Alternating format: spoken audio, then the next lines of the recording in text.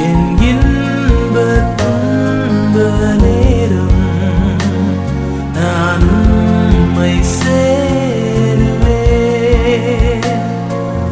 Prayer warriors ministry இன்றைய வாக்குத்தத்தம் விடுதலை பயணம் அதிகாரம் 33 இறை வார்த்தை 17. நீ என் பார்வையில் தயை பெற்றாய். அன்பார்ந்தவர்களே, இந்த நாளில் நாம் ஆண்டவருடைய பார்வையில் தயவு பெற்றவர்களாய் இருக்கின்றோம். நம் ஒவ்வொருவருடைய பெயரை அவர் உள்ளங்கையில் பொறித்திருக்கின்றார். இந்த நாளில் மனிதனுடைய தயவுக்காக பல நாட்கள் நாம் ஏங்கி இருக்கலாம், காத்திருக்கலாம். ஆனால் இன்றைக்கு ஆண்டவருடைய தயவை பெற்றிருக்கின்றோம்.